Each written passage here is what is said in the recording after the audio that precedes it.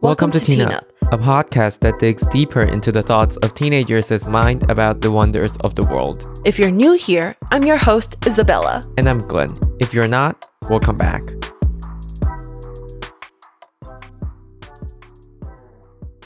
Here is a quick disclaimer. We are two teenagers that are doing our best to research everything. However, we are not experts, so if we offend anyone or say something wrong, we want to apologize in advance. Please email us to tell us what was wrong. Thank you.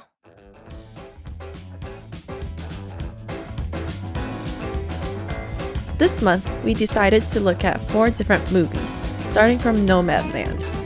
We're going to break down the meanings and discuss our thoughts. There might be spoilers ahead if you haven't watched the movie.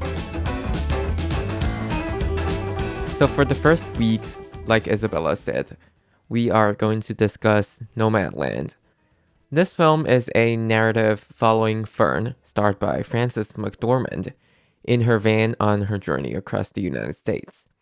The director of this film is Chloe Zhao, and this film has won many awards, including Best Picture, Best Director, and Best Actress in the Oscars. So that's a very brief introduction for the film, and I think we can talk about why we choose to do this film for this week. Sure. Okay, so I think what I love the most about this film is its cinematography and like basically just like how it's shot and everything about it. I think the picture is absolutely beautiful and everything is so like the lighting, the scenery of like nature is just very pretty in this film, and it shows the beauty of like this outdoor environment in the United States and like the environment that these nomads are living in. Yeah. And I see from the I'm not sure if I'm correct. I think most of their scenes were shot with a camera, like handheld camera, right? I'm not sure. I think, yeah. Like, I feel like the scenes are really real and it moves with the character like really easily, and it just portrays like, yeah, a kind of very realistic feeling, like we're there with the characters. Yeah, and I think that's another reason why I think this film is amazing. It's just like how realistic it is, because a lot of the time movies are like based in a fictional world, or you know, it's super well lit or something like that, but this movie, even though it's like still planned throughout, like everything is super neat, but there are a sense of reality in it. Yeah, for sure. Like they don't cut out the parts that cannot be seen by the audience. Like they leave all of the ways of the nomads into this movie. Yeah, so what I saw in the reviews of this film is that this movie is sort of like a documentary.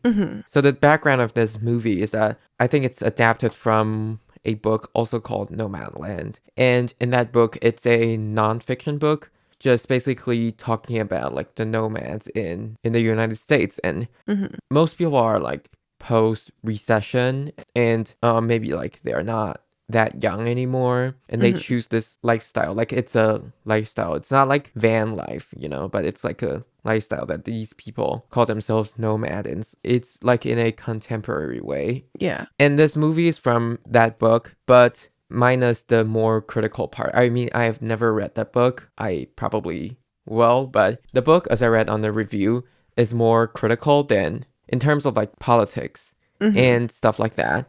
But the movie removes those parts in a way that makes it more about human connection and relationship. Right. I feel like the part where you said that nomad, like they're doing this in kind of a contemporary style, it's like it's more like a choice, a way of life, and they choose to live a life that is free and a life that keeps them moving. Like the main character itself, I saw a video explaining this movie. It was saying that this main character, Fern, she has like a restlessness in like her characterization. Mm-hmm. And it's just impossible for her to stay at one place like for her whole life. That's why she has to live this a nomad life, to keep traveling around and explore the nature and stay connected with the nature. Mm-hmm. Mm-hmm. Yeah, and I think one part of the film that when I'm reading like all these reviews or like looking at the videos, I think the most surprising thing is that some of these characters, like Swanky in the movie, Mm-hmm. she is an actual nomad, and a lot of people in this film is just playing themselves. So they find actual nomads to play their own characters in the movie. Mm-hmm. And I think that's why it makes the film more realistic.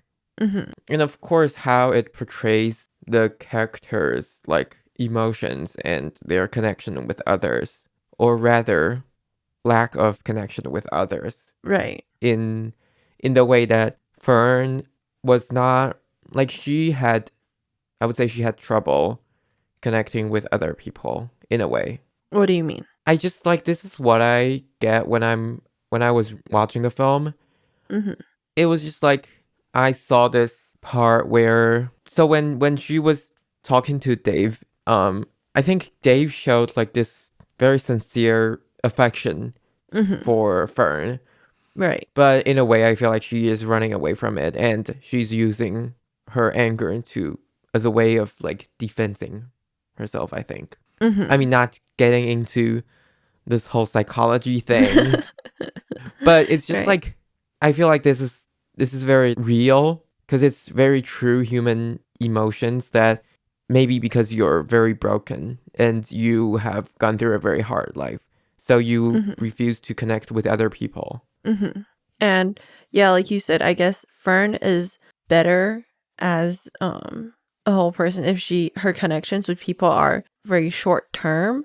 And yeah, she doesn't connecting with people on a long term. Like even her sister, she didn't want to stay with her sister.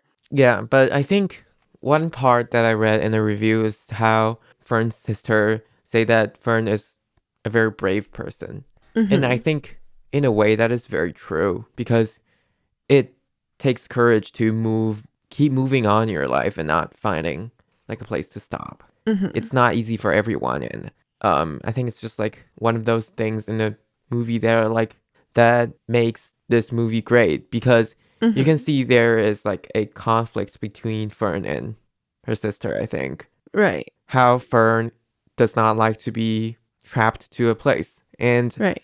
And I think it's just like this conflict between she and her sister, which I think is a spoiler because I'm not sure her sister appeared early on in the movie. But Mm-hmm. I think this conflict is what people, like how people look at these nomads, because not everybody can understand this lifestyle Mm-hmm. or like this choice. And I Right. think her sister represent that group of people. Like, Mm-hmm. why don't you just want to settle down? You know, you can come live with me or something like that. Mm-hmm. But it's not that she doesn't want to. I think it's just like she wants to explore, maybe. Right. Like, yeah, like I said, a settled life is not what she wants. And that just doesn't fit her personality. And the fact that she was able to like settle down for Bo, her dead husband, Mm-hmm. it shows that she really loved her husband and was willing to give up a huge part of who she is for a settled life and working at a company for such a long time. Yeah, yeah. And the part about her sister, a huge part of me while I was watching the movie, I was thinking, yeah, why can't she just stay with her sister or, settle down? Because living this life of constant traveling for me sounds very scary, to be honest. Yeah, definitely. Like you have to be careful and at the same time still be able to make some money for a living. Yeah, like how she worked at the Amazon factory thing. Yeah, like a temporary job Yeah, to yeah. have enough money to keep living. And that to me sounds like a really unstable life. And it's scary to me. And yeah, I just don't understand why she would turn down her sister's offer to stay at her house. I think part of it, of this like mindset, is just like how you only live for what you need, if that makes sense. It's just like you only work for the necessaries. Right. And in the movie, there's a lot of scenes where she is just constantly traveling on her own and just going to different places, like the part with the lake or the part with where Dave brought her to the rock place. Yeah, it's like at the place you work for a while. I think it's an RV park kind of thing. Right. Yeah, overall the whole movie had a lot of scenes where she was alone and just exploring on her own. It really shows her, I don't know, not just bravery. That to me, like throughout that part, all I was thinking like how lonely it would have been to be in her spot, but it seems that to her she really enjoyed that loneliness and that space that she had for herself. I'm not sure, but I feel like in a way she needed that loneliness. Because, or like in a way we all do, because we are so constantly surrounded by other people. And, you know, we just don't really have any time to ourselves. And it feels like we're constantly like working for something to live till the next day for more, to keep working for more money to live a stable life. But what she's living for is not that. It's not what most of us are living for. Yeah, so that is a very basic introduction to the movie and our, I would say, interpretation of it. After the break, we're gonna talk more about what we think of the movie and what we get out of it.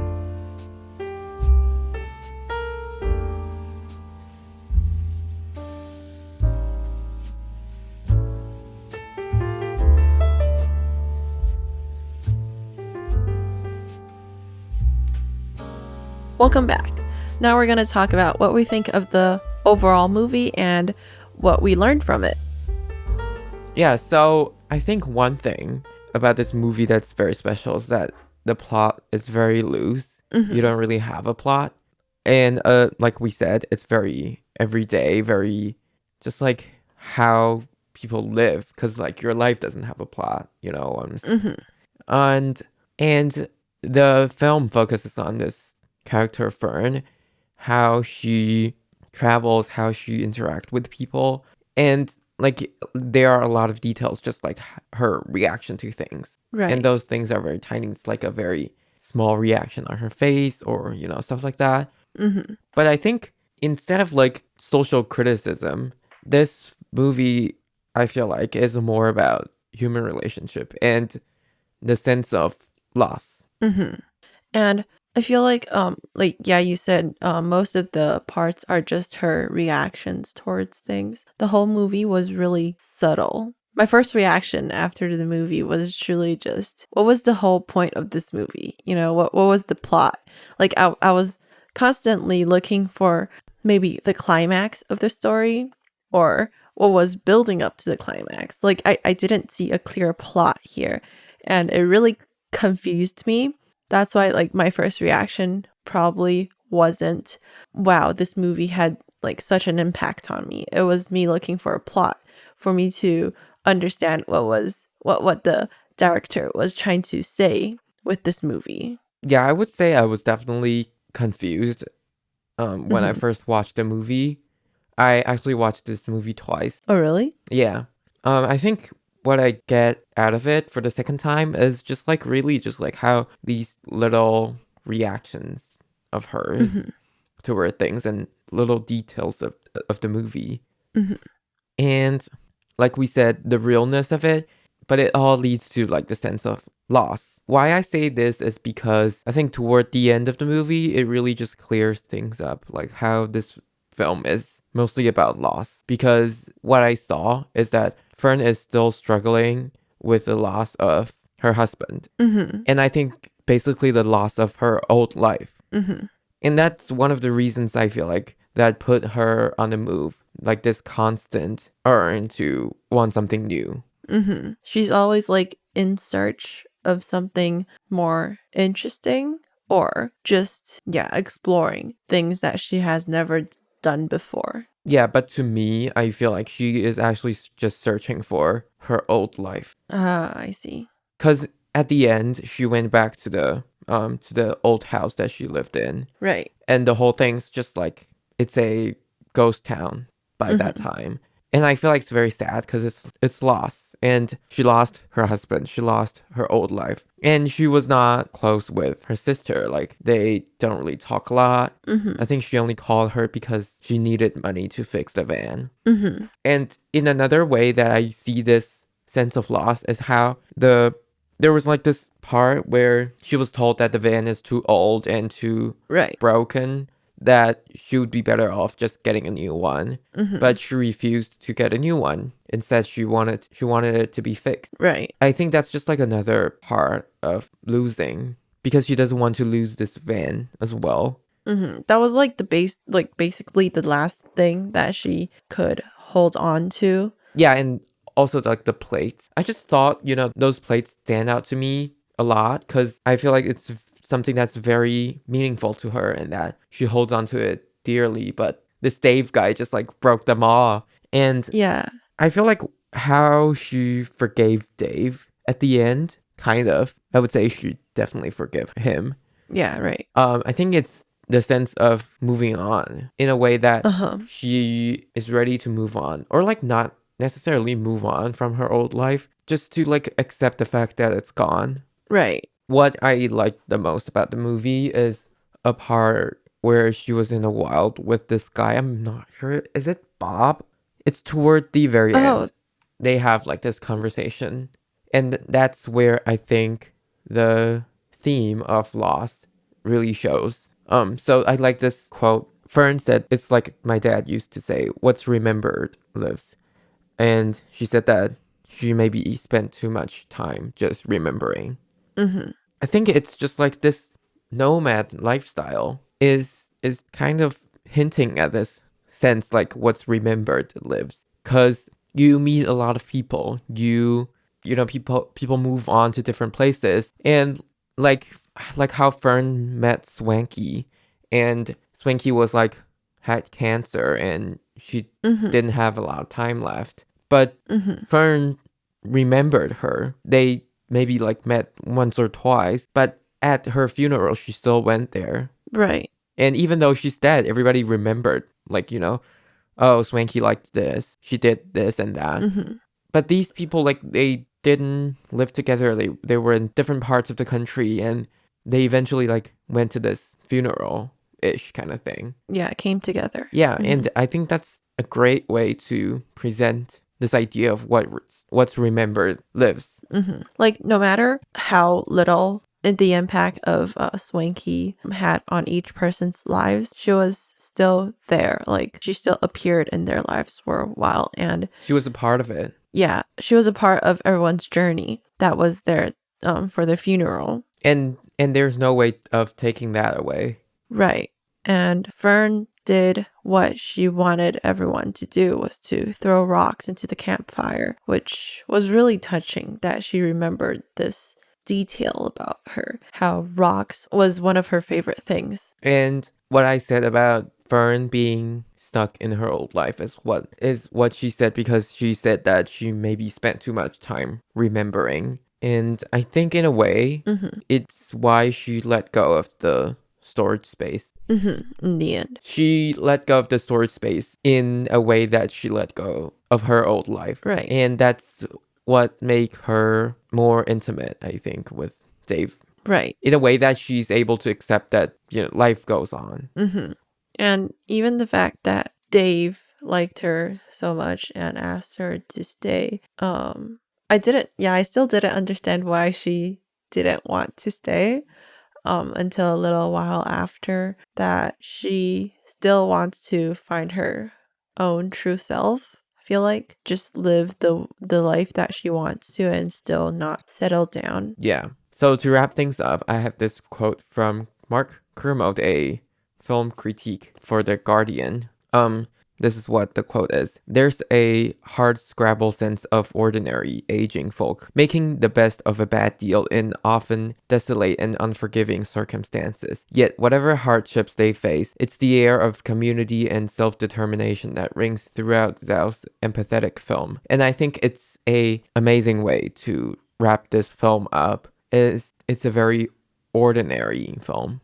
Not in the way that it's not in the way that it's bad, but in a way that the ordinary is what's true to life. And this film did a great job portraying that very true to life feeling of this group of people, or just, people in general making the best of a bad deal. And the fact that this movie was to focus on a group of people that aren't always the main character of a really well-known movie really brings a new light into how people view this group of people and this class within society. Yeah, so that about wraps it up. And next week, we will be looking at another film called The Unforgivable.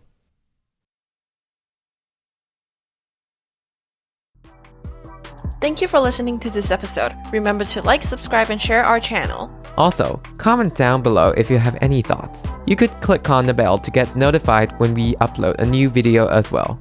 Thank you and bye.